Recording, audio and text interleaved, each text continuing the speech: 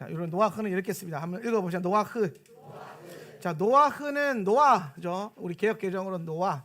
근데 히브리어는 노아흐라고 발음하는 게 원래 발음이죠. 자, 노아는 무슨 뜻이냐면요, 안식이란 뜻이에요. 안식. 이게 좀 중요한 건데, 요 안식이 가지고 있는 이게 사실은 오늘 여러분이 공부하게 될 토라의 가장 핵심적인 결론이 이거예요. 안식. 뭐 가운데 안식? 심판 가운데 안식하는 것. 심판 가운데 안식하는 것. 요거를 제 결론으로 풀 겁니다. 자, 그럼 노아의 삶을 보면요. 자, 노아의 삶을 보면은 노아의 그 삶을 정의해 주는 노아의 라이프 스타일. 요거 좀 중요한데. 노아의 삶의 방식이죠. 라이프 스타일. 마지막 때를 살아갈 때 정말 중요한 게 뭐냐면요. 라이프 스타일이 중요해요. 라이프 스타일. 시스템. 삶의 시스템. 그래서 토라는 계속해서 우리에게 뭘 얘기하냐면은 우리의 집에 뭐가 바뀌어야 된다? 집의 시스템이 바뀌어야 된다라는 거예요. 집의 시스템. 집의 시스템이 바뀌어야 된다. 그래서 저희 교회에 오면은 제가 이제 성도님들 가끔 이제 교회 처음 등록하면 상담 이렇게 하면은 그런 얘기를 많이 해줘요. 뭐냐면은 보통 여러분 집에서 와이프들이 예수를 잘 믿어요? 남편들이 예수를 잘 믿어요? 와이프들이 예수를 잘 믿죠. 한국 교회의 부흥의 원동력은 90%가 여성 동지들이겠습니다.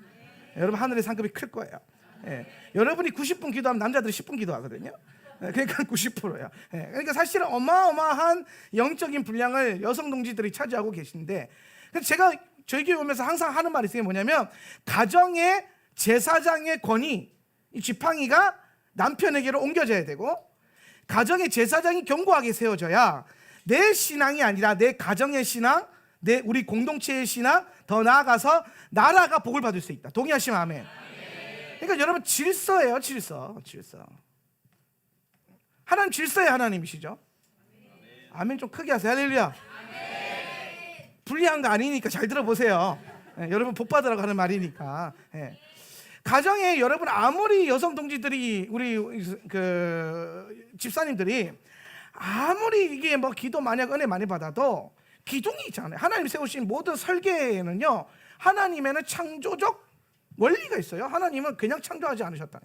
창조적 원리, 이걸 뭐 섭리라고도 하는데, 그래서 우리가 이 세계관을 가질 때에 지적 설계론이라고 하잖아요. 하나님 어떤 고등한 하나님 초월자적인 지적인 어떤 분께서 이 땅을 창조하셨다, 설계하셔가지고 의도적으로. 그러면 이 창조에는요 원리가 있다라는 거예요. 원리. 그래서 오늘 가정 안에 가장 중요한 창조적 원리가 뭐냐면은 주권이 제사장의 권세가 남편에게로 견고하게 세워지는 거예요. 남편에게로 견고하게 세워지는 거. 그러면은 이제 보통 남편들이 믿음이 아리까리하단 말이에요. 그러니까 뭐 어쩔 수 없이 우리 엄마들은 그런 게 있잖아요. 그 어미의 이 모성애는 뭐가 있냐면은 일단 살리고 봐야 된다. 먹여서 살려야 된다. 그래서 남편이 빙의빙의 놀아도 와이프가 팔 걷어 붙여 나가가지고 막 고등어 팔면서 애 먹여 살리잖아요. 옛날에 저희 어머니도 그렇게 하셨어요. 죽도시장에서 고등어 팔면서 먹여 살리겠다고 둘째 낳은 지 100일도 안 돼가지고 나가서 일하시고 막 그러셨어요. 제가 그때 그 시절 그 얘기를 들으면 아마 눈물이 앞을 가려요. 아빠는 그때 뭐 했냐? 그럼 아빠 집에서 놀았지. 지금 열심히 하십니다. 지금은 요새 저희 아버지가 교회에서 그렇게 열심히 봉사를 하시는데요. 주방 봉사. 그리고 저희 아버지 낚시를 좋아하거든요. 제가 저희 아버지한테 낚시를 배웠어요. 5살 때부터. 그러면 그 금요일 날 낚시하러 가서 고기 잡아서 토요일 날 그 다음 주일 날 성도들 먹인다고 매운탕 끓이고 막 그런데요. 은혜의 역사. 할렐루야. 그래서 막 교회 주방에 여자 집사님들은 신도 못하게 하고 혼자서 이렇게 막 몇십 인분을 끓이고 있다라는 거예요. 그런 얘기를 그 목사님은 저랑 좀 친하거든요. 가끔씩 전화 오면 해요. 그래서 한 집사님이 잘 섬기고 계십니다. 많이 부려 먹어주세요. 근데 이제 가정에 이 모든 이 창조적 원리 안에 보면은 이 질서가 있어요. 하나님 세우신 질서. 이 질서가 견고하게 세워져야 하늘과 땅에 연결되는 이 가정과 하나님, 이 하늘이 연결되어지는 것들이 온전하게 세워진다라는 거예요. 그래서 사실 여러분 가정의 변화, 삶의 변화, 교회의 변화, 나라의 변화는 이 바른 질서를 세워가는 것에서부터 나온다라는 거예요. 가정으로 보면은 남편을 바르게 제사장으로 견고하게 세우는 것이고, 그 다음에 교회로 본다면은 교회 안에도 기름 부음의 영적인 질서가 있잖아요. 그 질서가 존중되어질 때에 오늘 그 교회가 하늘과 땅이 연결되는 그 그룹 안에서 축복을 받는 거예요. 네. 여러분, 우리가 앞으로 배우게 되지만 고라흐 주간에 고라가 자기가 제사장이 되겠다, 하나님이 세우신 질서를 역행해서 내가 그게 되겠다, 이게 항상 내가 머리가 되겠다, 이게 죄의 근원이란 말이에요. 오늘 여러분, 가인이 왜 죄를 지었습니까? 오늘 니므라시 왜 그 바벨탑을 쌓습니까? 바로가 왜 이스라엘 백성들을 붙들어 메어놓습니까? 다 자기가 하나님이 되겠다는 거예요. 자기가 하나님처럼, 자기가 신처럼, 자기가 인생의 이 집의 모든 시스템의 보좌 위에 앉아 있다는 거예요. 그럼 여러분, 자 보세요. 남편을 더 바르게 세우는 거, 이게 왜 중요하냐? 이게 왜 중요해요? 그러면 예를 들어서 편모 가정은 영원히 그러면은 이 하나님의 질서 세워질 수 없냐? 아니라는 거예요. 이게 여러분 다 성경의 뜻이 있는데, 자 여기서 성경에서 말하는 남편을 견고하게 세워라. 그럼 여기 여러분 잘 보세요. 성경에서 신랑과 남편이 상징하는 게 뭐예요? 그렇죠, 예수님이에요. 이게 예수예요. 예수와. 자 이제 제가 무슨 말하는지 이해가 되시죠? 눈에 보이는 남편을 제사장의 권위로 견고하게 세우는 것이 오늘 예수님이 우리의 가정의 주인 되심의 그 시작점이 된다는 겁니다. 시작점이 된다. 그럼 예를 들어서 오늘 제가 뭐 여러 부흥회 다녀봐서 알겠지만 요새 뭐 편모 가정들 많고 그렇잖아요. 그러면은 그 가정 안에서는 어떻게 하냐? 똑같아요. 나는 우리 집은 뭐 엄마가 없어요, 아빠가 없어요, 그 상관없다라는 거예요. 그 자리에 누가 계시면 된다? 예수님이 계시게 하기 위해서 가시적으로 뭐부터 하라는 거예요? 남편을 제사장으로 바르게 세우는 거 해보라는 거예요. 근데 이거 잘 안 되거든. 잘 안 돼요. 왜? 평생을 내가 기도해서 내가 결정하고 남편이 내 말 듣고 따라오는 이런 삶을 살았단 말이에요. 여러분, 쉽게 설명하면 이게 뭐냐면은 말이 좋아서 와이프들이 열심히 기도해가지고 가정을 이끌어간 거지, 가정의 주인이 예수님이 아니라 뭐예요? 내 기도빨, 내 기도의 응답, 내가 돼버린 거예요. 보통 남편들은 이제 아내들을 너무 사랑하니까 끌려가 준단 말이에요. 그 중에 뭐 몇몇 견고한 분들은 이제 안 끌려가고 그냥 요지부동으로 이게 망부석처럼 계시기도 한데, 그러다 주님이 끌고 가시잖아요. 어떻게든 끌려간다. 그런데 여러분 잘 보세요. 이게 결코 바른 방향성이 아닐 수 있다는 거예요. 바른 방향성. 여러분 이거 오해하지 말고 질서와 정렬을 잘 배우세요. 아무리 가정 안에 와이프가 기도를 많이 한다 할지라도 오늘 내가 기도 많이 하기 때문에 내가 이끌어가겠다, 그러면 결국엔 예수님 주인 못 돼요. 오늘 여러분 교회도 마찬가지죠. 교회를 누가 이끌어갑니까? 그렇죠, 예수님이 성령님이 이끌어가시는 거예요. 교회는 목사님이 이끌어가셔야죠. 뭘 믿고 나를, 여러분이 날 뭘 믿고 교회를 맡겨요? 세상이 큰일 나려고. 예수님께 맡기는 거예요. 그럼 여러분 오늘 예수님께 이 교회의 주권을 맡기기 위해서 여러분이 할 수 있는 첫 번째는 뭐냐? 가시적으로 세운 질서 가운데 사역자들과 목회자들 뜻과 결정을 존중하고, 목회자들은 그러면 계속 뭐예요? 죽기까지 치열하게 보좌에서 내려와서 예수님이 앉도록 끝까지 씨름하고, 할렐루야, 요게 돼야 된다라는 거예요. 나의 주인 되려고 하는 내 안의 자아를 끝까지 내려고. 목회자가 가지고 있는 가장 큰 자아가 뭐냐면요, 교회의 주인이 되겠다라는 거예요. 교회의 주인이 되겠다. 이게 가장 큰 자아예요. 오늘 여러분 가정 안에서 가장 큰 자아가 뭐냐면, 뭐 대부분 기독교 가정 안에서 와이프가 내가 내 가정의 영적인 주권을 가지겠다, 아니라니까요. 일단 남편한테 하나님을 신뢰함으로 맡겨놓고 그 다음에 남편은 치열하게 뭘 싸워야 됩니까? 예수님이 이 가정의 주인이 되도록.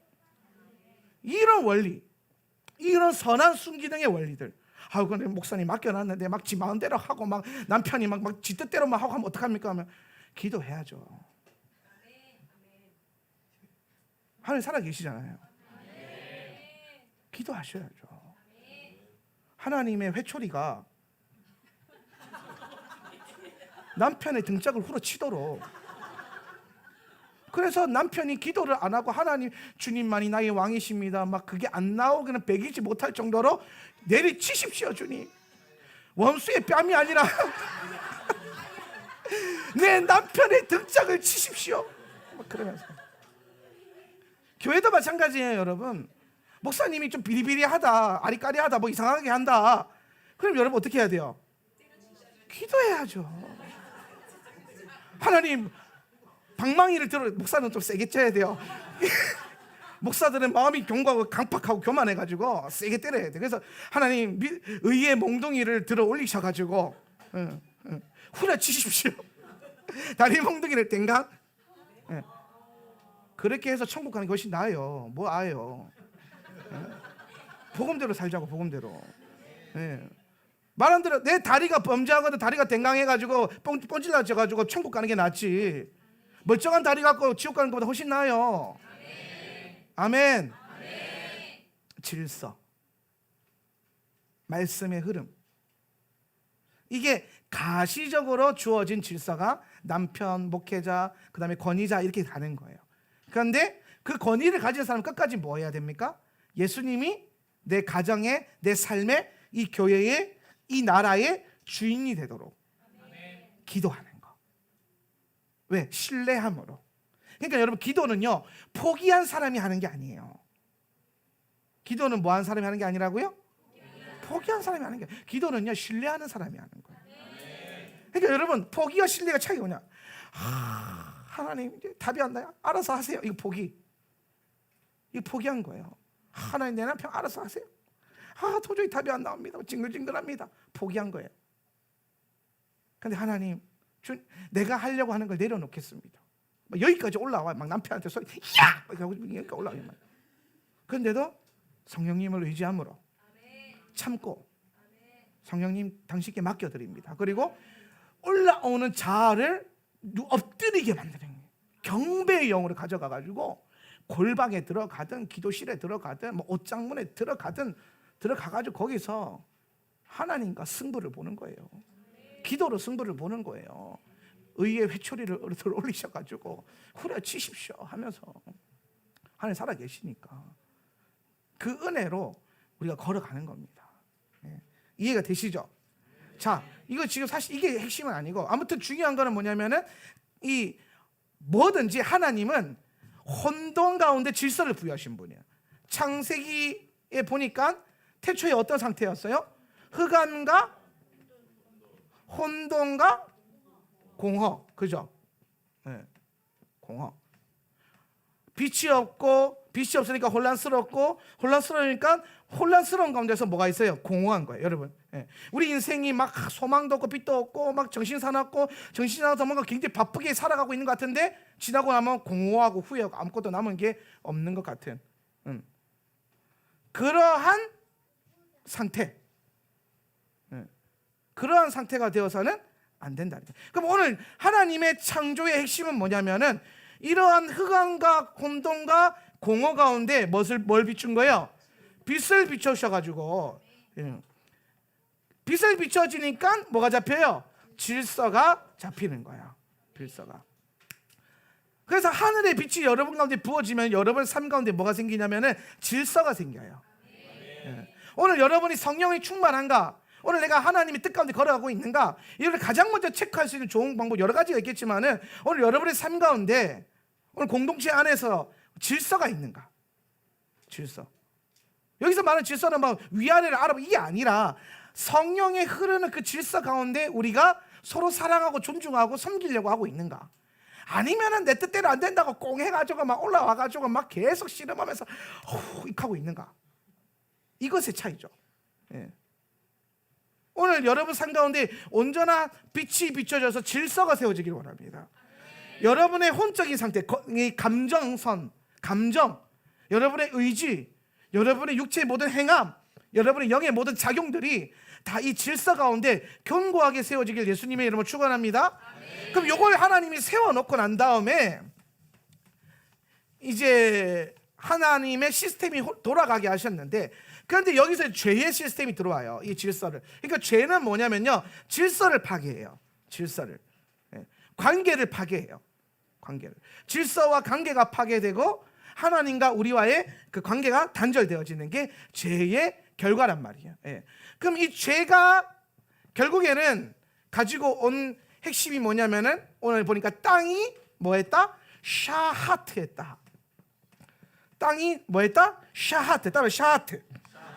샤하트는 무슨 뜻이냐면은 부패해졌다, 변질되었다라는 거예요. 변질. 오늘 뭐 새로운 분들이 있으니까 다시 한번 정리해서 설명해 보면은, 자 보세요. 오늘 여러분의 그 신앙 철기 안에 정말 이 제대로 세워져야 되는 원리가 하나 있는데, 뭘 제대로 세웠냐? 죄가 뭐냐? 그 다음에 사망이 뭐냐? 저주가 뭐냐? 그 다음에 어둠이 뭐냐? 우리 이것과 많이 싸우잖아요, 그죠?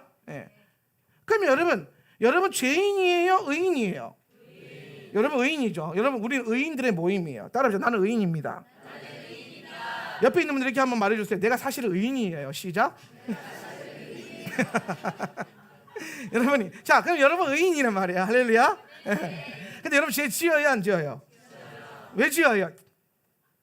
짓지 마세요. 할렐루야. 근데 짓긴 짓잖아요, 그죠? 죄를 지어요. 그럼 죄 지으면 죄인이에요, 의인이에요? 의인이죠, 그죠? 자, 여러분 죄인이에요, 의인이에요?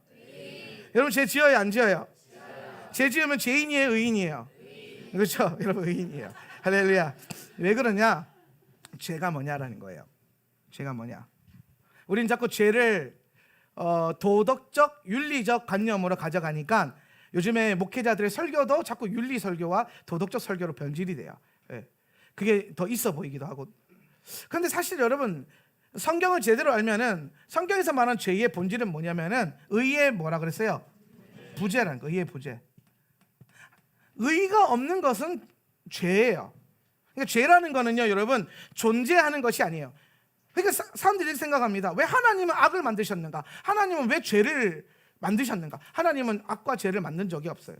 하나님은 오직 의와 생명과 복과 빛만을 우리에게 주셨는데, 오늘 그것을 우리가 뭐예요? 거절하게 되면, 오늘 그리스도의 의가 거절되어진 것, 그게 뭐냐면은 죄로 변질되는 거예요. 그럼 결국엔 여러분 지금 사망은 뭐예요? 생명의 부재. 사망했다는 건 뭐냐? 생명이 없다라는 거예요. 그러니까 여러분 죽었는데, 이 사람 죽었어요. 근데 기도했는데 살아났어요. 할렐루야. 그럼 살아난 거예요, 죽은 거예요? 살아났잖아요. 그럼 이게 근데 아까 밤듯이 죽었었는데 갑자기 왜 살아났어요? 뭐가 들어가서? 생명이 들어가니까. 그러니까 여러분 생명이 기준이에요? 죽음이 기준이에요? 그렇죠. 생명이 있으면 죽은 것 같은 데가 살아있는 거예요, 그렇죠? 이해되십니까? 요 생명. 근데 이게 뭐 영적인 생명, 육적인 생명 나누면 또 복잡해지니까 일단 그렇게 말고 계세요. 그래서 사망의 본질은 생명의 부재다. 생명이 없는 걸 사망이라고 그런다. 저주는 뭐예요? 복이 없는 거. 하나님이 주시는 복이 없는 상태를 저주받은 상태라는 거예요. 그럼 여러분 원수들이, 마귀가 혹은 무당들이, 우리나라 문화에서는 무당들이 뭐 혹은 내 원수가 나를 저주해도 그 저주가 내게 효력이 있다 없다? 있을 수도 있고 없을 수도 있다. 이해하세요? 있을 수도 있고 없을 수도 있어요. 그럼 자, 원수가 나를 저주했는데 효력이 없다라는 거는 무슨 상태? 복을 누리고 있는 상태. 하나님의 하늘의 신령한 복과 땅에 기름진 복을 누리고 있다면 원수가 아무리 저주해도 효과가 없어요. 왜? 이미 복으로 충만한데 무슨 저주가 들어와요? 저주는 복이 없어진다라는 거니까요. 결국 여러분 이것에 대한 주권은 여러분에게 있는 거지 원수에게 있는 게 아니에요. 그러니까 주께서 나를 원수의 목전에서 내게 상을 베풀어 놓으시는 거예요. 원수가 내 앞에 나를 죽이려고 찾아오나 내가 두렵지 않을 것을 주의 막대기와 지팡이가 나를 호위하시기 때문이라는 거예요. 그러니까 원수에 의해서 내 삶이 결정되는 게 아니라 내 삶은 나의 선택, 나의 의지 안에서 선택되어지는 거예요. 어떤 의지? 하나님 안에 들어갈 거냐, 하나님의 말씀을 붙들 거냐, 아니면 그걸 놓을 거냐. 이해되십니까? 그러니까 여러분 환경이 여러분을 이끌어가는 게 아니에요. 여러분의 믿음이 여러분을 이끌어가는 거지. 믿음이 있으면 믿음 있는 길로 여러분을 이끌 것이고, 믿음이 약하면 믿음이 약한 길로 여러분을 이끌어가는 거예요. 큰 믿음은 큰 믿음의 길을 가는 거고, 적은 믿음은 적은 믿음의 길을 가는 거예요. 믿음이 없는 사람들은 믿음 없는 길을 걸어가는 거고요. 우리가 가시적으로 보기에는 환경이 나를 이끌어가는 것 같지만은 영적인 실상으로 보면 환경이 아니라 내 영이 나를 이끌어가는 거예요. 그럼 여러분 뭘로 이걸 이해할 수 있냐면은 내 삶 가운데 문제가 생겼어요. 근데 내가 성령 충만해. 그럴 때 여러분 문제가 돼요, 안 돼요? 이상하게 뭐가 올라와요? 믿음이 올라와요. 뭐하게? 이상하게. 왜 이상하냐? 이전에는 없었던 믿음이에요. 이전에는 분명히 안 생겼을 텐데 이상하게 성령 충만한데 문제가 딱 터졌는데 하나님 하실 거야. 이게 여러 포기도 아니고 뭐가 아니고 뭐예요? 능력으로 나타나는, 능력으로. 믿음의 확신 갖고. 예. 근데 여러분 똑같은 문제가 성령 충만하지 않을 때 요새 좀 기도도 안 하고 말씀도 안 보고 예배도 뭐 짜증 나고 막 이런 상태에서 문제가 생기면 어떻게 돼요? 쫄리는 거예요. 문제가 나를 쫄게 만들, 쫄리는 거예요. 막 가슴이 영이 쪼그라들죠. 심령이 쪼그라들어요. 그러면서 나오는 말이 뭡니까? 나는 메뚜기 같고, 자는 뭐 거대한 뭐 거인 같고, 나는 그들의 밥이 될 것 같고. 근데 성령 충만하면 자가 내 밥이 되고. 할렐루야. 뭐가 차이예요? 환경이 차이예요? 원수가 주장해요? 아니라니까요. 여러분의 믿음이 여러분의 삶을 주장하는 거예요. 그러니까 우리가 할 수 있는 건 뭐냐? 끊임없이 계속 그리스도의 의를 받아들이고 성령 충만을 받아들이고 자꾸 생명을 받아들여서 그 길로 행하면 되는 거예요. 할렐루야. 그러니까 여러분 뭐 어둠은 뭐예요? 빛의 부재. 그러니까 결국에는 부재예요. 부재. 없는 거. 없는 게 문제지. 그런데 여러분 왜 이게 없는 거는요, 원래 없는 게 아니라 하나님은 다 주셨어요. 의도 주셨고 생명도 주셨고 복도 주셨고 빛도 주셨어요. 뭐로? 잘 보세요. 의, 생명, 복, 빛. 이 네 가지를 합치면 예수가 나오죠. 그죠? 예수. 여러분 안에 예수 그리스도가 있습니까? 그럼 여러분은 지금 의와 생명과 복과 빛 가운데 걷고 있는 거예요. 그런데 여러분 오늘 입술의 고백이 아니라 여러분의 심령의 그 충만함으로, 믿음의 확신으로 이게 드러나야 된다는 겁니다. 그래서 우리 그걸 유지하기 위해서 열심히 기도, 말씀, 예배를 훈련하는 거예요. 교회는 그것을 살아내는 공동체고 훈련하는 공동체예요. 교회는 마지막 때에 주님 앞에 쓰임받을 군대를 훈련시키는 훈련소예요. 그리고 여러분 훈련소, 군대에 가보신 우리 남성 동지분들은 알겠지만은 군대는 훈련소지만 훈련하는 장소가 아니라 실상은 뭡니까? 우리가 먹고 마시고 살아가는, 가족을 이루어서 살아가는 공동체 아닙니까? 군대가. 그래서 사실 여러분 군대에서 같이 이 전우회라고 해요. 전우회. 전우회가 생기면서 이게 자 끈끈하죠. 막 전우회가 어떻게 생겨요? 좋은 걸로만 생겨요? 아니에요. 같이 험난한 것을 넘어가고 같이 환난과 핍박과 고난을 넘어가는 것. 우리 와이프랑 저는 결혼한 지 11년 됐는데 이상한 뭐가 사랑이 아닌 묘한 감정이 또 싹 트더라고요. 사랑해요. 근데 뭔가 다른 감정이 여기서 올라오는데 그게 점점 더 커지는 거예요. 이게 뭐지? 근데 알고 봤더니 전우회야. 전우회. 11년을 같이 전쟁하고 싸우고 고난을 뚫어나가고 환난을 뚫어나가고 서로 또 전쟁하고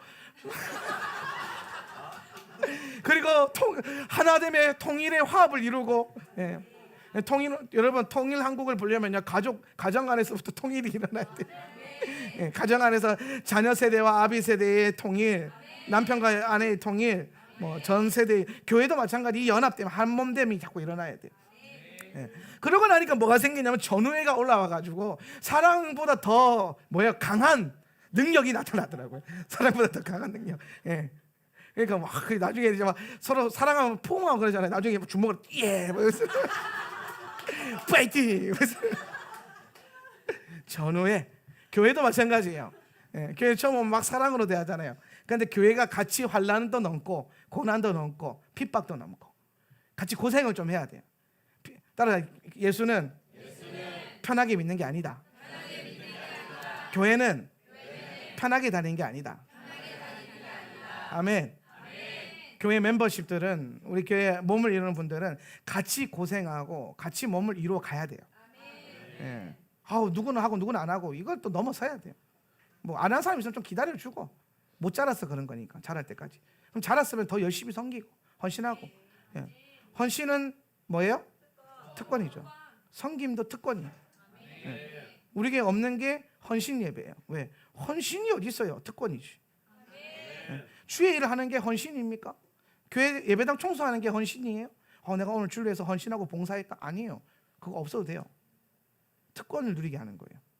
내가 주를 섬길 수 있는 특권을 누리고 있구나. 그게 여러분에게 주어져야 되는 거예요. 그런 의미에서 우리 상대리 땅에다가 학교 짓는데 다 같이 오셔서 좀 특권도 좀 누리시고 그렇게 하세요. 그래서 나머지는 광고 때 제가 자세히 설명해 드릴게요. 자, 다시 돌아와가지고 제가 땅을 샤하트 부패하고 변질시켰다라는 거예요. 변질시켰다. 요게 지금 이제 이게 상태예요. 지금 노아의 때의 상태입니다. 샤하트. 자, 근데 하나님은요 항상 이런 때에도 하나님의 의로운 사람들을 찾으세요. 오늘 여러분, 저는 우리 교회가 마지막 때에 주님의 눈에 은혜가 되어서 노아와 같이 눈에 띄어서 주님께 택함 받고 쓰임 받는 교회가 되었으면 좋겠어요. 근데 그러려면 어떻게 해야 되냐면, 여러분, 이 샤트한 부패한 세상 가운데 노아는 어떻게 살았냐면은 두 가지의 라이프 스타일을 갖고 있어요. 첫 번째는 뭐예요? 타밈이라요. 타밈. 따라하세요. 타밈. 타밈은 무슨 뜻이냐면요, 흠없다 그런 거예요. 완전하다, 그리고 순결하다, 뭐 이런 뜻이에요. 타밈. 두 번째 라이프 스타일은 뭐냐면요, 그가 하나님과 함께 왔다 갔다 했다. 그러니까 히탈레크. 우리 많이 배웠던 단어인데요. 히탈레크. 따라합시다. 히탈레크. 자, 할레크는 무슨 뜻이냐면 걷다라는 거예요. 걷다, 걷는다. 그런데 앞에 뭐가 붙었어요? 히트가 붙었어요.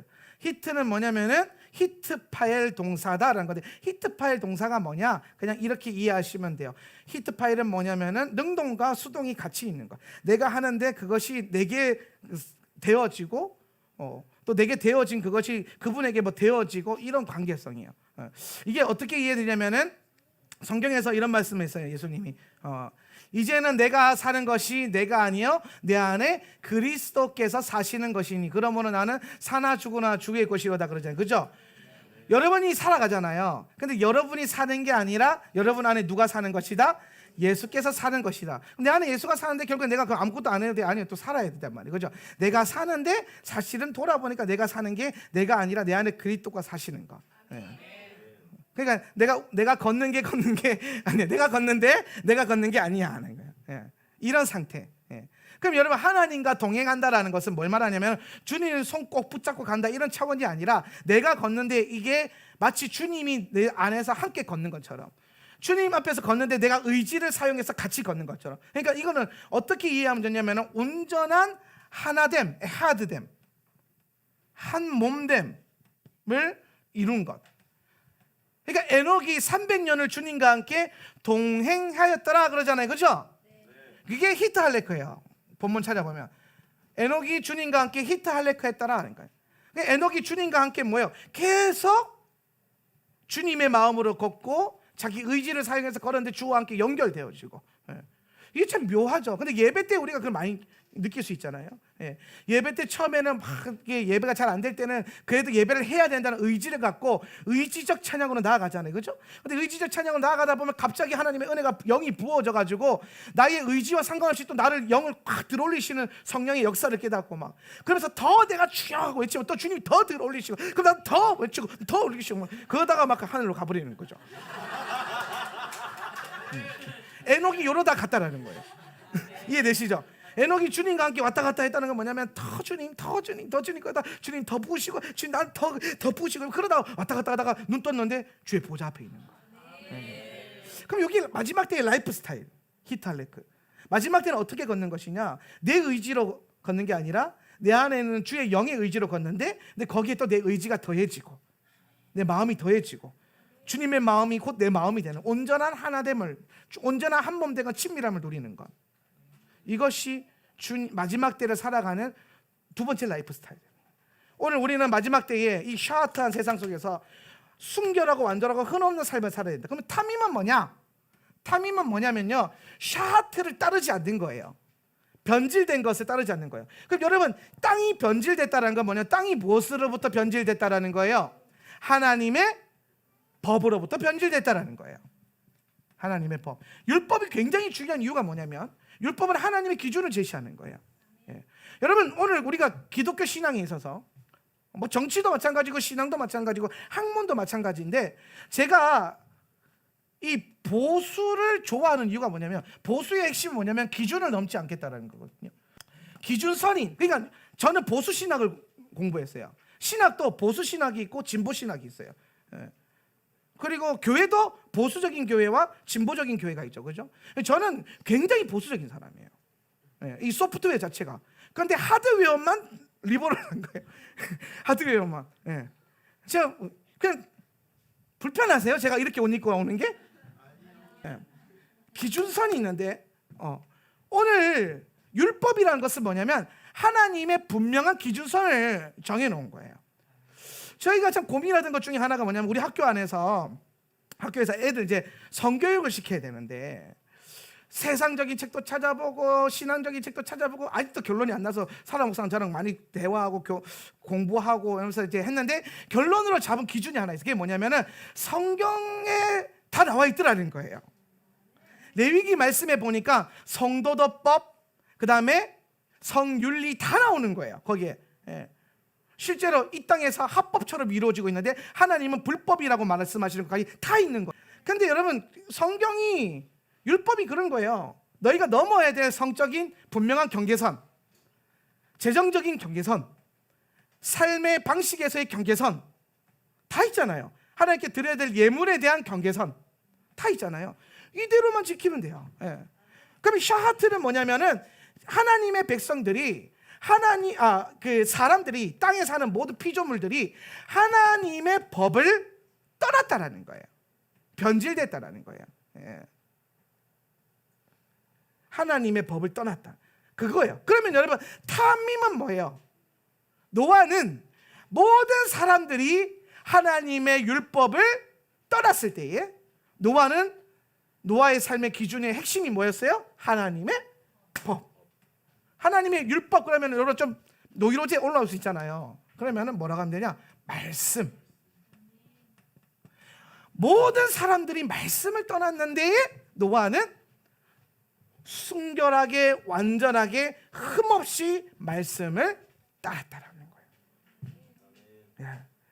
우리가 오해하는 것 중에 하나가 제가 예전에 자주 설교했던 건데, 어떤 목사님들이 그러더라고요. 하나님께서 율법을 완전히 행할 수 없도록 만드셨대요. 그래서 율법에서 사람들이 다 자신이 얼마나 무능한가 한계를 느끼게 하겠다고. 근데 성경을 읽으니까 안 그렇던데요. 성경에 보니까 율법을 지켜야 하니까 내가 율법을 다 지켰나이다 하는 사람들도 나타나요. 생각보다 꽤 유명한 분들, 율법을 완전히 지켰던 사람들이 있어요. 근데 율법을 완전히 행위적으로 지켰으나 그 안에 예수 그리스도가 없고 그 안에 그 율법의 본질인 사랑이 없어서 예수님께 질타를 받았는 거죠. 근데 행위적으로 이 법을 완전히 지킨 사람들도 성경에 제시가 돼요. 니고데모도 그랬고, 그렇죠? 그다음에 뭐 부자 청년도 그랬잖아요. 예수님 굉장히 놀라잖아요. 야, 너는 돈도 많은데 율법도 다 지킨다고? 그러면 그거 다 버리고 나를 쫓아라. 그게 끝이다. 그게 핵심이다. 근데 그걸 못 하잖아요. 그걸 못 하잖아요. 그걸 못 해요. 결국엔 여러분 잘 보세요. 오늘 하나님의 말씀을 우리가 내 삶의 기준에 완전함으로 흠없이 순결하게 계속 가져가려고 뭐예요? 노력하고 공부하고 애쓰고. 오늘 토라의 가르침이 내 라이프 스타일이 되고 토라의 법이 나의 법이 되는 것.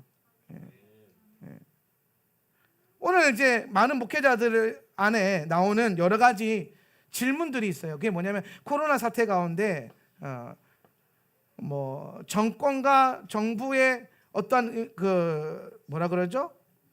제한적인 조치, 방역 조치에 의해서 예배를 못 드리게 되고 막 갑자기 막 오해를 받아서 신고받아서 막 교회 문이 막 폐쇄되고 막 그랬잖아요.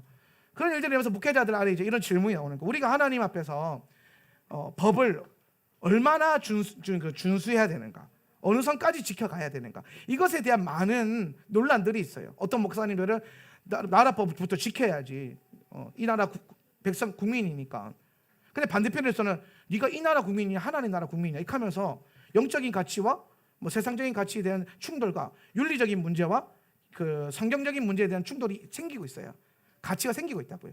근데 여기서 대부분의 교회들이 윤리와 이 도덕적인 관념을 따라가는 것 같아요. 많은 교회들이. 정말 소수의 교회들이 보수적으로 하나님이 우선이라면서 저항하고 버티는 것들을 보게 되면서 마지막 때 여러분 잘 생각하셔야 돼요. 하나님의 법을 온전히 세우는 게 왜 중요하냐면은 모든 땅이 불법을 합법으로 따르는 샤하트 되는 시절이 올 거예요. 제가 그런 게 아니고요. 예수님이 그랬어요. 마지막 때는 뭐와 같다? 노아의 때와 같다. 노아의 때와 같이 부패할 것이고 노아의 때와 같이 변질될 것이고 사람들이 노아의 때처럼 행할 것이다. 그러면 여러분 노아의 때와 같다면은 그 마지막 때에 하나님의 눈에 들어온 사람은 어떤 사람? 노아 같은 사람이 들어올 거라는 거예요. 뭐 하는 사람? 세상에 견질된 그 법과 흐름을 따르지 않고 하나님의 순결하고 완전하고 흠없는 주님과 동행하는 삶을 살아가는 그런 교회와 신부들을 찾을 거라는 거예요. 근데 아마 그런 신부들과 사람들은요 엄청 조롱받을 거고 엄청 멸시받을 거고 핍박받을 거예요. 지금 교회가 그렇잖아요. 지금 예배하는 교회들이 그렇잖아요. 엄청 조롱받고 핍박받고 교회라는 이유로 이제 막 쫓겨나고 막. 제가 아는 YN 강사님들이 커피숍에서 차 마시면서 복음에 대한 얘기를 했는데 커피숍 주인이 오더니 교회 사람들 나가라 그러는 거예요. 커피 잘 마시고 있다가 자기 돈 안 받아도 되니까 나가라고 하면서 다시는 오지 말라고. 그래서 이 강사님이 나가면서 한편으로는 씁쓸하고 한편으로는 감사했대요. 왜 씁쓸했냐면 복음 아니 뭐 얘기만 해서 다른 사람들 다 서로 얘기하고 대화하는데 복음에 대한 얘기를 했다고 이렇게 핍박을 받는 거에서 참 씁쓸해졌고, 감사했던 것은 그 집 커피가 정말 맛이 없었는데 돈을 안 내고 나올 수 있어서 참 감사했다라고 하는 은혜의 간증이 있었어요. 하나님 항상 보면 은혜로운 것도 있어요.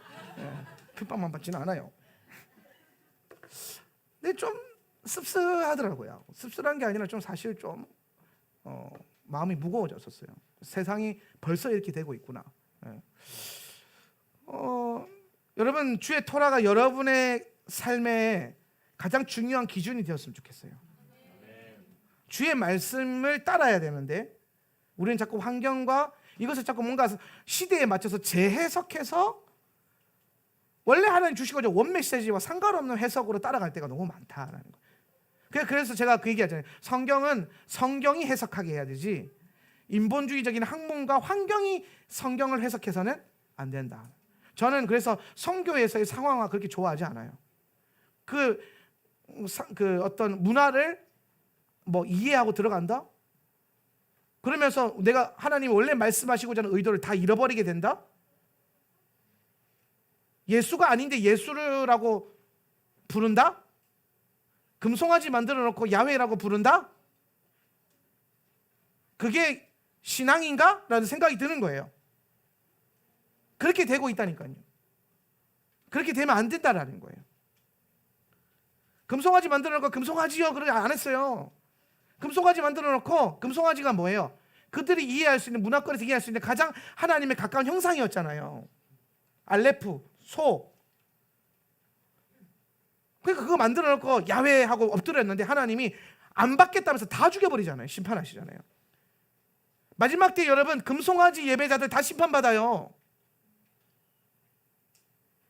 올해 토라가 아마 계시록이랑 연관돼서 계속 풀어질 것 같은데 오늘 지금 아직 본론도 아니라 지금 소론하고 있어요. 40분째 지금 40분째 지금 소론하고 있는데 안 된다 안 하는 거예요. 분명한 기준을 갖고 살아야 된다. 할렐루야. 네. 땅이 썩어지고 변질되는 이 시대 가운데 여러분이 가져가야 될 중요한 라이프 스타일은 탐임과 히탈레크다. 주와 함께 걷고 주의 말씀을 온전히 따라 행하는 것. 그것이 여러분의 삶의 기준이 되고 목적이 되고 라이프 스타일이 되는. 그래서 노아는요 마지막 때의 성도의 삶과 모습을 보여준다라는 거예요. 노아는 이름의 뜻이 아까 뭐라 그랬어요? 안식이라 그랬잖아요. 그러니까 노아 때는 어떤 때냐면 심판의 때거든요. 노아의 때는요 심판의 때, 하나님의 마지막 때에 이루실 심판의 때를 맛배기로 보여주신 게 노아의 심판이에요. 예표죠. 그러면 노아는요, 심판의 때에 심판 가운데 두려워하고 떨었던 자가 아니라 뭐 했던 사람입니까? 하나님 안에서 오히려 심판의 때에, 환난의 때에 안식을 누렸던 자예요. 이게 여러분 우리의 그 비전이라는 거죠. 빌라델비아 교회를 기억하세요. 제가 매주 수요일마다 요한계시록 풀고 있는데, 빌라델비아 교회의 핵심이 뭡니까? 적은 믿음으로라도 믿음을 굳게 지켰더니 하나님께서 어떻게 행하셨어요? 오늘 그가 시험의 때를 면하게 되고 시험의 때에 보호받는 은혜가 있었어요. 오늘 노아가 이 심판의 때에 뭐로 인해서 보호받았습니까? 방주로 보호받았잖아요. 이 방주가 뭘 상징하냐? 교회를 의미하는 거예요. 그래서 여러분, 방주를 보면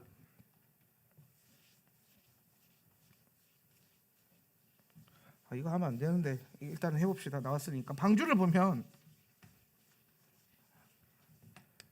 테바라고 해서 테바. 테바. 뭐라고요? 테바. 그럼 이게 방주란 뜻인데, 방주의 이 히브리어를 파자에서 풀어보면은 타브는 십자가란 뜻이 있고, 베이트는 뭐예요? 집, 이제 시스템. 헤이는 뭐야? 보라, 뭐 창문, 뭐 이런 뜻이 있어요. 그럼 여러분, 방주를 파자에서 해석해 보면 뭐예요? 십자가의 집을 보라라는 거예요. 방주는 뭐다? 십자가의 집 혹은 십자가의 시스템을 말하는 거예요. 방주. 근데 이 방주에다가요, 하나님이 어떻게 만드냐면 14절 한번 읽어보세요. 너는 내 자신을 위해서, 시작. 너는 내 자신을 위해서 고페르나무의 방주를 만들어라. 너는 방주를 보금자리가 있게 만들어라. 그리고 너는 그것을 안에서부터 그리고 밖에서부터 역청으로 덮어라. 자, 보세요. 저거 중요한 게 뭐냐면요, 나무를 만드는 것도 고페르 나무로 만드는데, 저기에 보면 방주에 안팎으로 뭘 덮어요? 역청으로 덮어라 했어요. 역청으로 덮어라. 이게 여러분, 이게 지금 해석한 번역본으로 보면은 그렇게 별 큰 그게 없는데, 요거를 히브리어로 보면요, 역청이 히브리어로 뭐냐면요, 카파르예요. 카파르. 쓰세요. 카파르.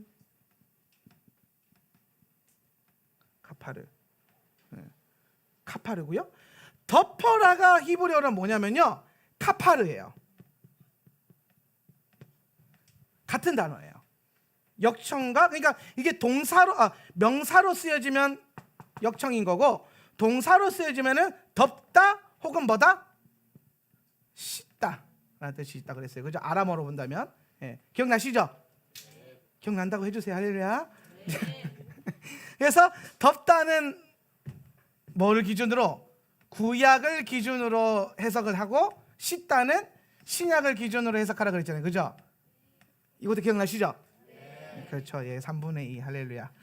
자, 매년 여러분이 이제 잘 기억을 많이 하고 계세요. 감사합니다. 자, 그러면은 여러분, 역청으로 덮어라. 방주는 역청으로 덮어야 방주가 되는 거예요. 그럼 여러분, 요 역청으로 덮어라는 뭐냐? 카파르로 카파르 해라 이 뜻이잖아요. 그죠?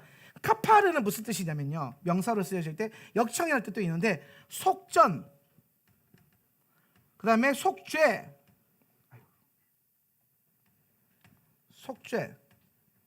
몸값, 뭐 이런 뜻이 있어요. 그러면 여러분, 카파르로 카파르 해라, 이거를 어떻게 또 번역을 해볼 수 있냐면은, 방주를 속전으로 속죄해라 이런 뜻으로 번역할 수 있는 거예요. 속전과 속죄. 그럼 여러분, 속전과 속죄 하면은 딱 생각나는 게 뭐예요? 예수님의 피, 그죠? 보혈을 의미하는 거예요. 보혈. 그러면 지금 여기 본문에서 방주는 역청으로 덮어라, 이걸 뭐라 하냐면 예수님의 보혈로 덮어라 된 거죠. 보혈로 덮어라. 속전으로. 오늘 우리의 죄값을 지불해 주시고, 예수의 몸과 예수의 피밖에 없으니까 예수의 몸과 피를 지금 카파르라고 한단 말이에요. 그걸로 뭐 해라? 덮어라. 뭐를? 방주의 안과 밖을 예수님의 보혈로 덮어라는 거예요. 뭐를? 십자가의 집, 십자가의 시스템. 교회는 예수님의 보혈로 안과 밖이 발라져 있어야 된다는 거예요. 이 말은 뭐냐면 교회는 예수님의 보혈의 능력이 나타나야 된다는 거예요. 오늘 교회는 예수님의 보혈로 기도할 수 있어야 되고, 예수님의 보혈의 믿음을 갖고 자유케 되는 역사, 죄가 덮여지고 씻어지는 역사가 있어야 돼요. 오늘 여러분, 예수님의 보혈로 무장된 교회가, 여러분 역청이 하는 역할이 뭐예요? 물이 새들어오지 않게 만드는 거잖아요, 그죠? 예. 그러면은 물이 안 새들어오니까 요 방주가 나중에 홍수가 나면, 물난리 나면은 둥실하고 떨어지잖아요, 그죠? 예. 오늘 예수님의 보혈로 충만한 교회가 마지막 때에 이 심판의 홍수 가운데 침몰하지 않고 떠오를 수 있는 거고요. 주님이 방향이 되셔서 흘러갈 수 있는 거예요. 바람으로 불면서 이렇게. 오늘 마지막 때에 우리의 믿음이, 우리의 영적인 시스템이 무너지지 않고 침몰하지 않으려면 예수님의 보혈에 대한 능력이 견고하게 세워져야 돼요. 예수님의 보혈. 그래서 저는 날마다 여러분에게 그 보혈 기도에 대한 부분들을 늘 강조하고, 저는 저희 모든 예배자들에게 예배 때 무조건 보혈 찬송을 한 곡 이상 해라. 예수님의 보혈을 의지하지 않고 어떻게 예배를 들어가냐.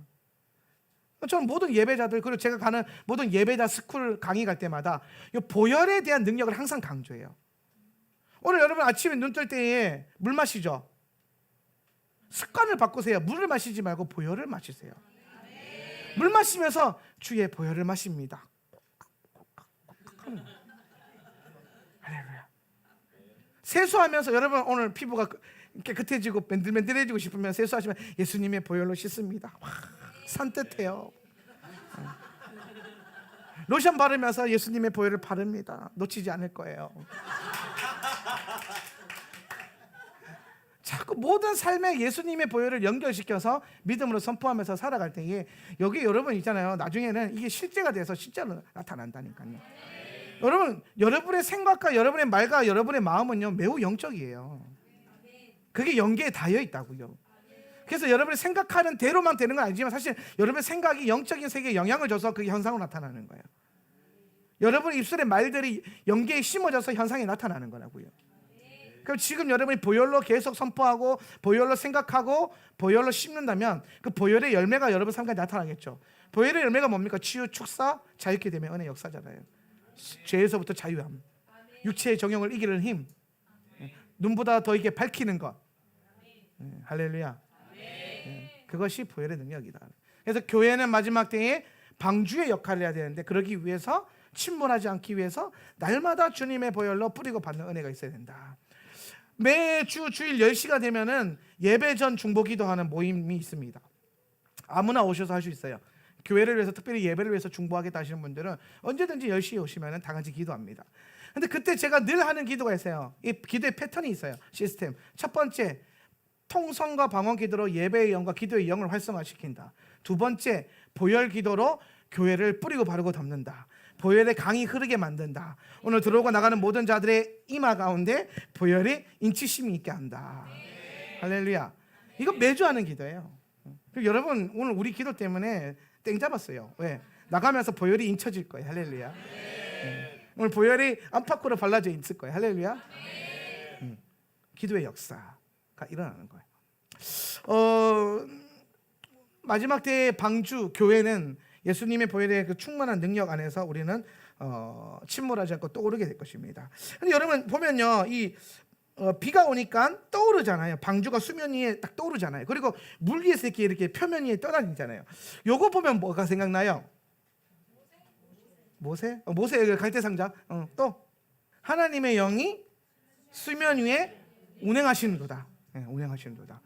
저는 그게 참 많이 생각이 났어요. 그게 많이 묵상이 되어지면서 하나님의 영이 수면 위에 운행하는 것. 마지막 때의 노아의 때와 같다라는 것. 그 마지막 때 하나님의 영으로 충만한 교회가 침몰하지 않고 그 수면 위에 운행하시는 하나님의 영처럼 운행하게 될 것이다. 예. 안전하게 될 것이다. 보호함을 누리게 될 것이다. 그럼 결국엔 여러분, 오늘 교회가 예수님의 보혈로 충만해지고 하나님의 영의 시스템이 가동될 때에 가라앉지 않고 수면 위를 운행하게 될 것이다. 그러면 결국엔 수면 위에 운행하다가 뭐 어떤 역사가 일어나요? 새 창조의 역사가 일어나잖아요. 새 하늘과 새 땅의 은혜의 역사가 일어날 것입니다. 그래서 결국에는 교회를 지키는 능력, 마지막 때에 교회가 침몰되지 않은 능력, 시험의 때에서 보호받을 수 있는 것, 예수님의 보혈과 영의 시스템으로 운영되는 거예요. 인내하라는 내 말을 시작. 인내하라는 내 말을 내가 지켰으니 온 세상에 닥쳐올 시험을 받을 때에 나도 너를 지켜주겠다. 시험은 땅 위에 사는 사람들을 시험하려고 닥치는 것이다. 자, 여러분, 시험은 뭐를 위해서? 그렇죠. 땅을 심판하는 것을 위해서 주시는 거예요. 그럼 여러분이 예수 그리스도 안에서 믿음을 지키면서 인내하면서 살았다는 것은 그것 자체가 여러분이 땅에 속한 자가 아니라 어디에 속한 자? 하늘에. 그렇지, 맞아요. 하늘에 속한 자. 그러니까 심판받아야 안 받아요? 안 받아요. 예, 여러분 그리스도의 몸은 심판받지 않는다. 예. 물론 여러분 환난과 심판은 달라요. 예, 여기까지 저는 이제 좀 열어놨어요. 환난과 심판을 구별해서 보자. 예, 제가 환난 통과하는 분들이랑 자꾸 어울리다 보니까 내 믿음이 점점 변질돼가고 있는데 제가 막 환난 전 휴거를 아주 확고하게 주장하고 가르치고 이제 많은 분들과 함께 얘기하고 지금 이제 우리 PCN 기도의 집 목회자들 연합 모임에서도 여기에 이제 계속 논의되고 있어요. 그래서 거기 이제 25명의 목회자 중에 한 사람만 환난 전 휴거를 믿어요. 한 사람만 나는 죽었다 깨라도 올라가겠다. 그러니까 나머지 24명은 야 통과해야 돼. 그러면서 너 올라가면 내가 붙잡고 같이 데리고 갈 거야. 막 이러면서. 네, 그래서 근데 이제 마지막 때 중요한 거는 이게 종말론에 있어서 흔들림이 없어야 되는데 제가 참 그 우리 완도에 있는 박정희 목사님이랑 제일 많이 대화를 하면서 제가 이제 정리해 가고 있는데 거기에 정말 확고한 환난 통과하고 저는 정말 확고한 환난 전 유고자 둘이 서서히 변질되고 있어요. 서로. 그런데 뭐가 있냐면 그분이 아주 중요한 얘기를 하나 했어요. 뭐냐면 환난과 심판을 같이 보지 말자. 그러니까 그분도 인정하는 그리스도의 몸은 심판받지 않는다라는 거예요. 왜? 그리스도의 몸 십자가에서 심판받았으니까. 이거 꼭 기억하세요. 그리스도의 몸은 우리는 예수 십자가에서 이미 그분이 대신 다 심판을 받으셨어요.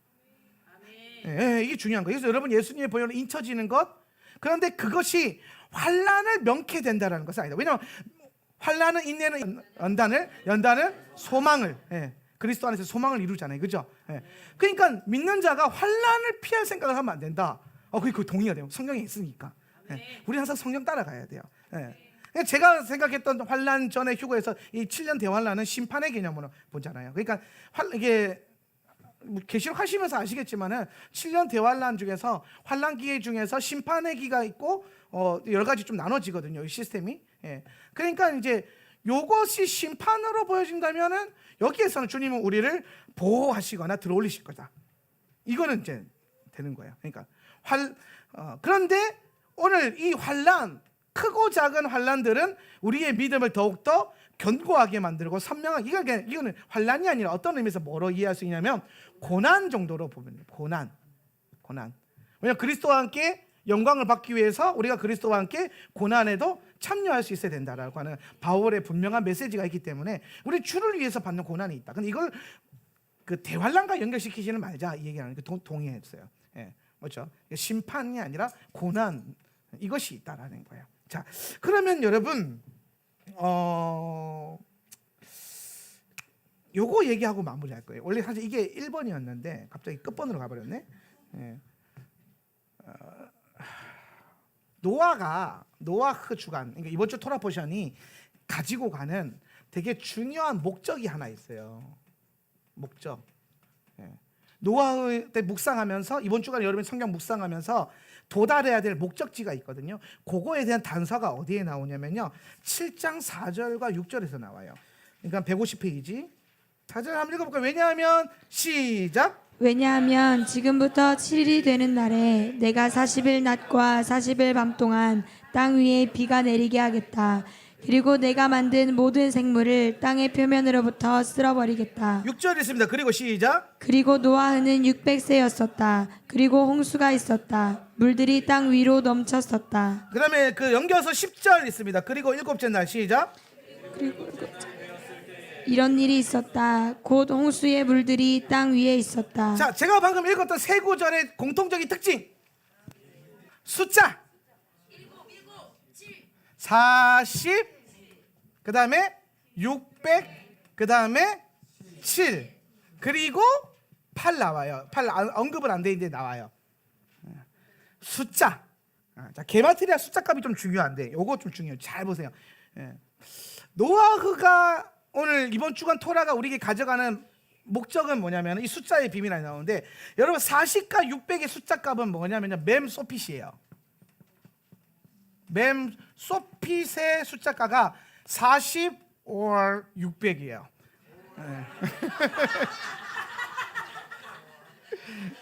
자, 40 또는 600 비웃는 거예요 지금. 40억은 600의 숫자 값을 갖고 있는데, 그 mem소핏, mem의 히브리적 의미는 뭐냐면요, 물과 진리란 뜻을 갖고 있어요. 물과 진리. 예. 자, 그러면 여러분 잘 보세요. 요 40일 밤낮으로 비를 내리게 할 거고, 그때가 노아가 600세였다라는 거예요.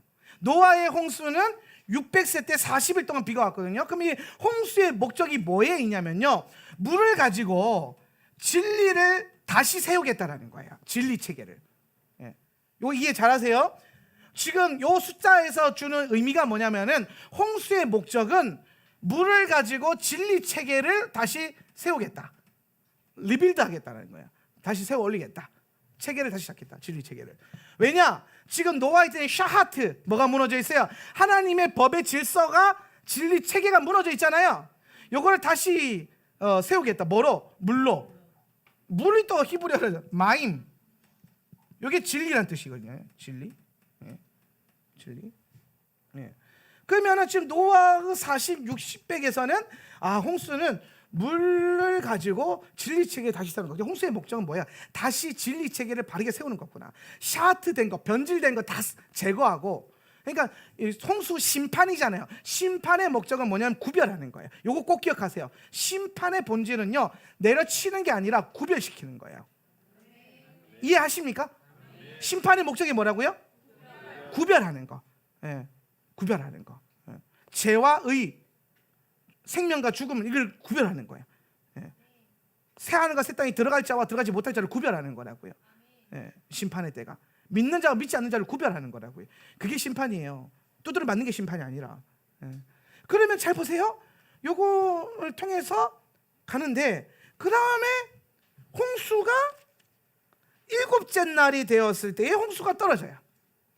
7째 날. 예. 그럼 여러분, 7은 뭐예요?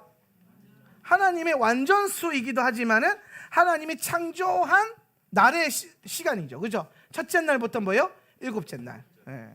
그래서 요거는 뭐냐면은 현상계 혹은 육적인 것, 육적인 세계를 예표하잖아요. 육적인 사람을. 예. 그 팔은 뭐예요? 이 팔은 왜 나왔냐? 팔은 아까 읽은 대로 왜 나왔냐? 7째 날에 홍수 시작되는데 방주에 들어간 사람이 8명이에요. 예. 이해되세요? 예. 방주에 들어간 사람이 8명. 그러니까 하나님은 7로 시작해서 8에 도달하겠다라는 지금 뉘앙스를 주고 계신 거예요. 7에서 끝내고 8로 들어가겠다는 거예요. 그러니까 현상계와 육적인 시간들은 끝내고 8, 쉐민이 새로운 시작을 하겠다라는 거예요. 그 8이 왜 새로운 시작이냐면은, 하나님의 세계는 첫째 날부터 7째 날에 돌아가잖아요. 이게 계속 반복되잖아요. 그죠? 그러면은 첫째 날부터 7째 날 창조하시고, 그 다음 첫째 날이 첫째 날이면서 동시에 뭐예요? 8번째 날이죠. 그죠? 예. 그래서 8 쉐미니라고 하는 히브리어는 새로운 시작, 하나님이 완성하시고 난 다음에 모든 것을 완성하시고 난 다음에 주시는 영적인 새로운 세상의 시작을 의미하는 거예요. 그래서 유대인들이 며칠째 할례 받아요? 8일째 할례 받죠. 예수님도 8일째 할례 받으셨고, 그게 뭐예요? 육신의 삶이 끝났고 이제 너는 영적인 삶을 살아라. 그러면서 할례를 통해서 새 사람의 거듭남의 표징을 증거시키잖아요. 예. 그런 것처럼 오늘 하나님의 시간도 마찬가지예요. 7의 시간은 이제 끝내고 결국에는 홍수의 목적 8로 들어가게 하는 거거든요. 8의 세상이 오게 하는 거예요. 예. 그럼 여러분 여기서 제일 중요한 거, 1은요 히브리어에서 1은 동시에 천이에요. 이해되시죠? 그러면 7은 동시에 뭐예요? 7천을 말하는 거예요. 7천을. 예. 그러면은 하나님이 창조한 이 세대가 7천년의 시즌을 끝을 내고, 심판의 목적은 그거예요. 7천년이 끝났다. 그리고 그 방주에 탑승한 사람들 데리고 어디로 들어가겠다? 새로운 8의 시작으로 들어가겠다는 거예요. 이 8의 시즌을 8천년의 시즌이라고 볼 수 있겠죠, 그죠? 새로운 8천년의 시즌. 요게 지금 뭐냐면은 계시록의 21장에 나오는 새 하늘과 새 땅, 그리고 새 예루살렘까지 나오는 거예요. 예. 자, 여기까지 이해되시죠, 그죠? 예.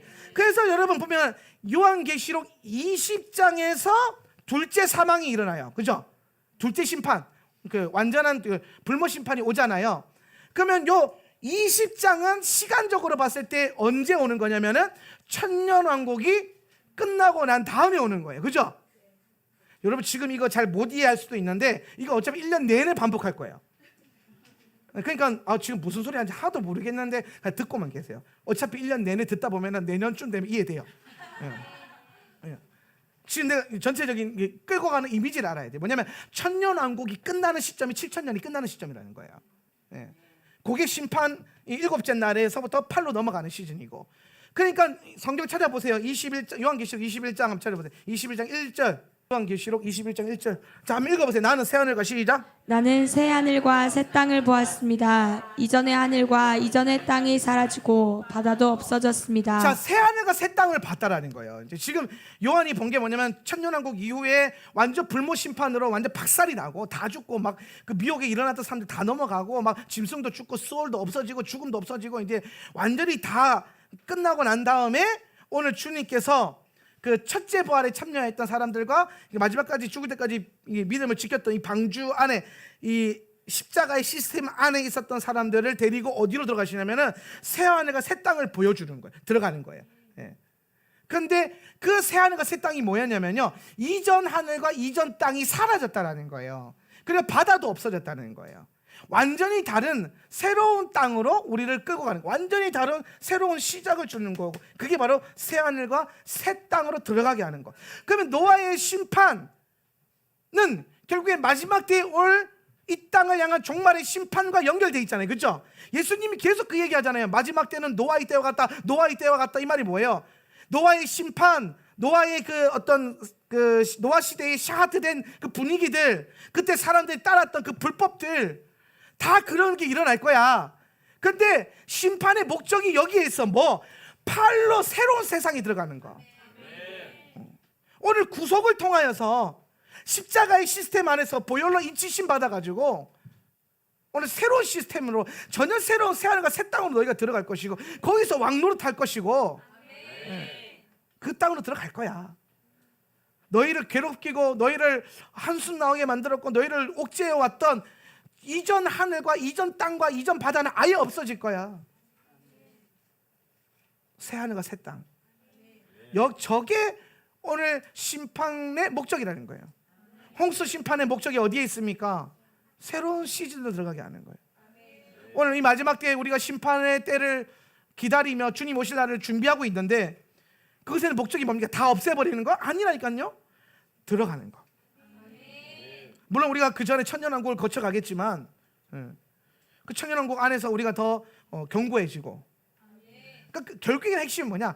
천년왕국 전이든 천년왕국 중간이든 천년왕국 후든 핵심은 뭐라? 말씀을 붙들어야 돼. 말씀. 말씀 안 붙들면 다 넘어가요. 천년왕국이 끝나도 사단이 무적에게서 풀려나면서 바다의 모래알과 같은 많은 사람들 또 미혹시키잖아요. 예. 엄청나게 많은 사람들이 미혹이 돼요. 예. 결국에는 누가 미혹되지 않을까요? 말씀. 기준선이 분명한 사람들. 기준선 어디 갔나? 지워버렸네. 기준선이 분명한 사람들. 하나님의 법이 나의 법이고 하나님의 말씀이 나의 라이프 스타일이고, 그래서 여러분 모두가 노아처럼 탐임하고 히탈렉하면서 살아가는 그런 성도들이 된다면, 여러분 우리는 이 마지막 때에 어떤 비방하니 뭐라 쳐도 그냥 오히려 그것이 내게 능력이 더 둥실하면서 떠오르는 은혜가 될 거예요.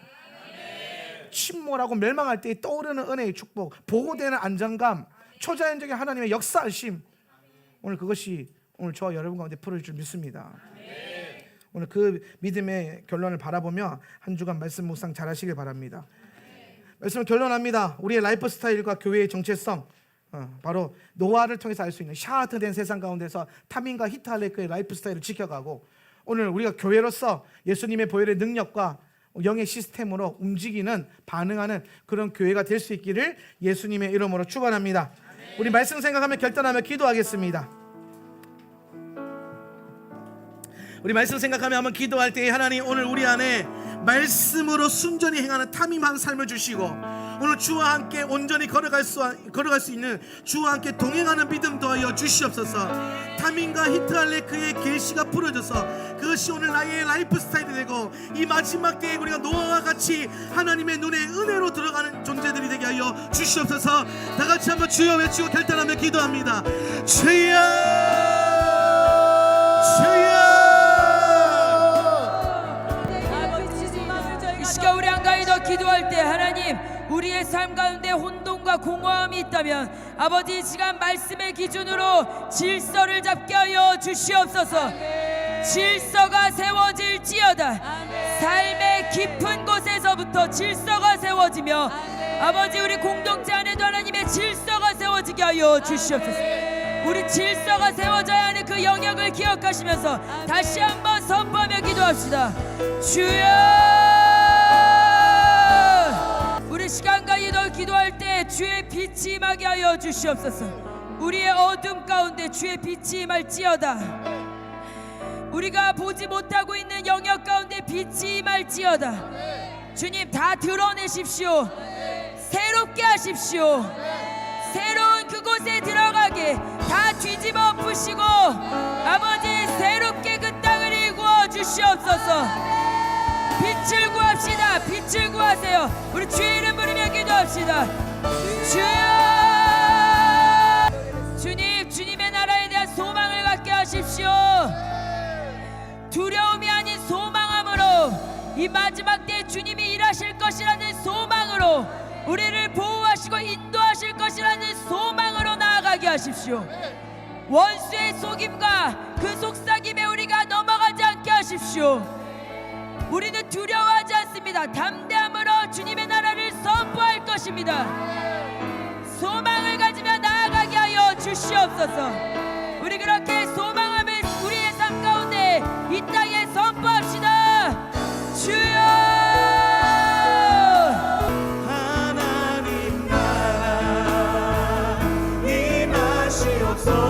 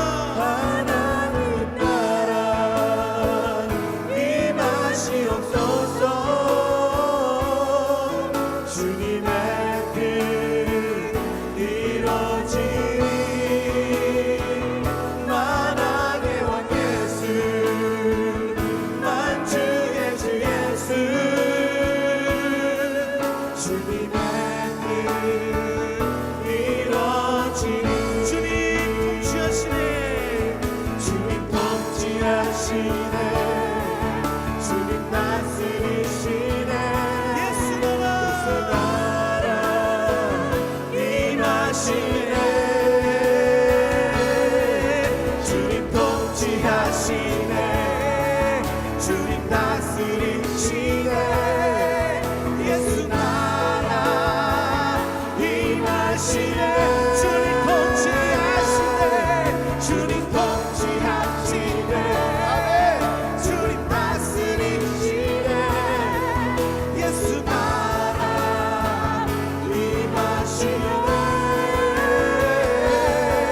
주님 통치하시네 주님 다스리시네 예수 나라 임하시네 하나님 나라 하나님 나라 임하시옵소서